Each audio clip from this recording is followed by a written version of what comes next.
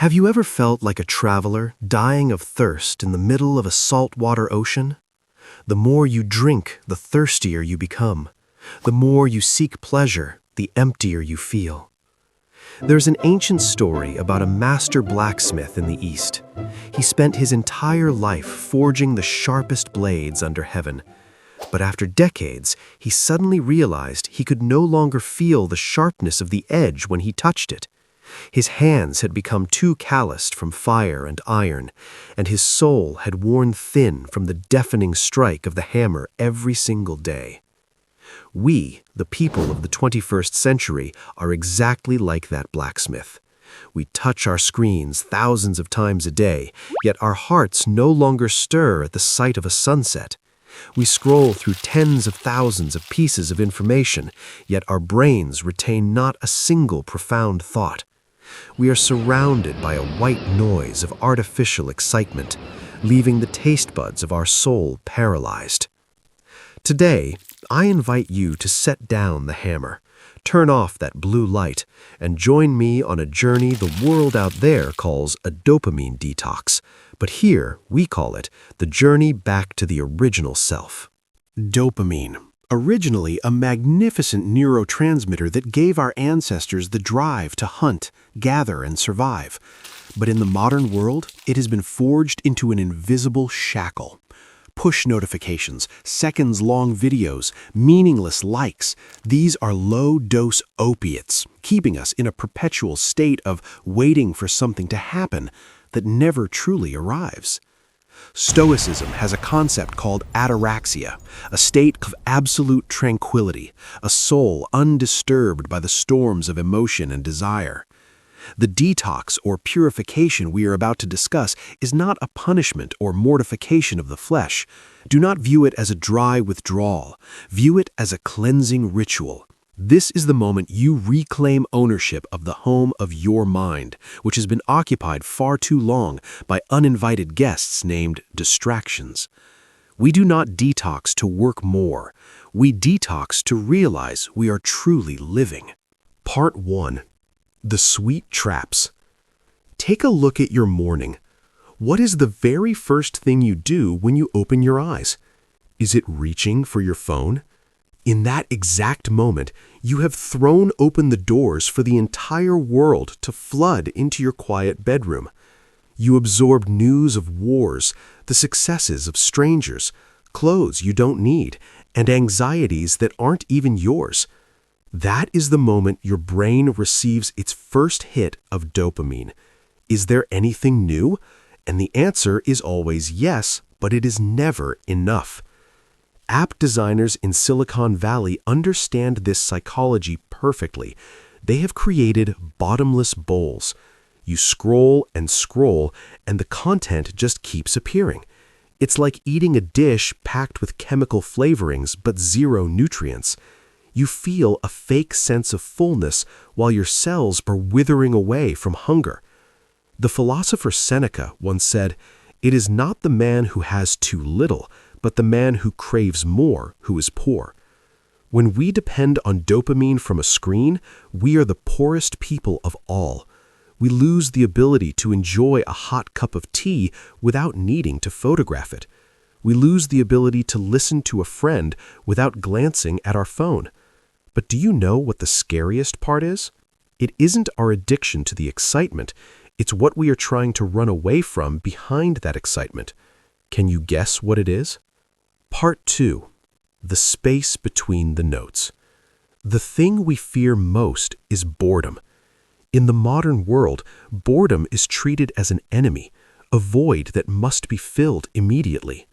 But in Zen philosophy, boredom is a gift. Imagine a piece of music.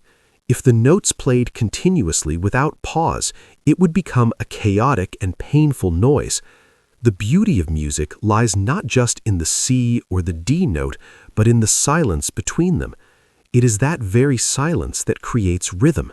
It is what creates emotion. Your life is the same.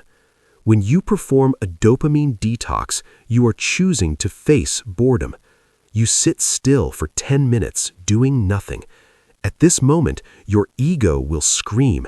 It will remind you of unfinished tasks, unread messages, and the fear of being left behind, FOMO. Do not chase those feelings away. Observe them like a person standing by the roadside, watching noisy traffic pass by. You don't need to jump on any of those cars. Just stand there. When you allow boredom to exist, something miraculous happens. Your mind begins to clean itself. Like a glass of muddy water that has been stirred, if you keep stirring it with dopamine, it will stay cloudy forever. But if you set it down and leave it alone, the mud settles to the bottom and the water becomes crystal clear. Only in that stillness can you hear your true voice, the voice that has been buried for so long under Facebook notifications and TikTok scrolls. Part 3. Awakening the dormant senses. Once you overcome the withdrawal phase from a lack of stimulation, your senses will begin to awaken. This is the most valuable reward of this journey. You will start to realize that the flavor of a single grain of white rice, when chewed thoroughly, is richer than any fast food.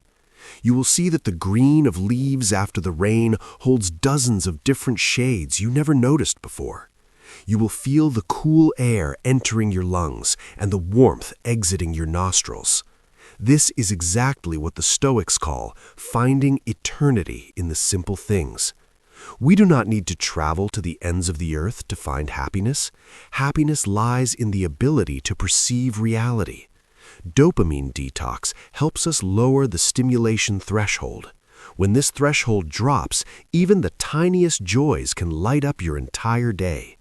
An afternoon reading a book by the window. A deep conversation with a loved one without the presence of electronic devices. A short walk without headphones to hear the birds singing and the sound of your own footsteps on dry leaves. Suddenly, you realize you no longer need validation from the numbers on a screen. You feel whole right here, right now. Part 4. Building the Secret Garden. So, after the detox, what do? Go back to that noisy world and let ourselves be swept away again? No. Our goal is to build a secret garden within the soul, a place where no algorithm can penetrate. Establish secret spaces in your day. This could be the first hour after waking up and the last hour before going to sleep, completely technology-free.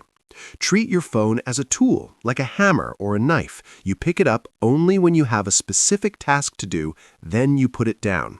Do not let it become the master controlling your hands and your mind. Be selective about what you consume. Ask yourself, does this information nourish my soul, or is it just stimulating my fleeting curiosity? Live a life of quiet ambition. Ambition in stillness. It means you still work, you still contribute, you still achieve great things, but you do so from a place of peace, not from the panic of a dopamine addict. My dear friend, the journey of dopamine detox is not about going somewhere far. It is a journey of returning to yourself, the primal, still, and powerful version. The world out there will still be noisy, will still try to drag your attention at all costs. But now you know the secret of freedom. You know you have the right to refuse. You know that inside you is a deep lake where every storm eventually dissolves if we know how to stand still. If these words touch a weary corner of your soul, take a deep breath. This video will soon end, and I hope after this screen turns off, you won't rush to scroll to another video. Put the phone down. Look at your hands. Look at the space in front of you, and feel life flowing by. Quiet ambition is always here, like a peaceful little corner for you to rest whenever the world feels too noisy. Are you ready to execute your first day of silence? If so, leave a mark of silence, period, in the comments as a commitment to yourself. I would be honored to accompany you on this path. Wishing you a still and fully mindful day. See you where the soul is healed.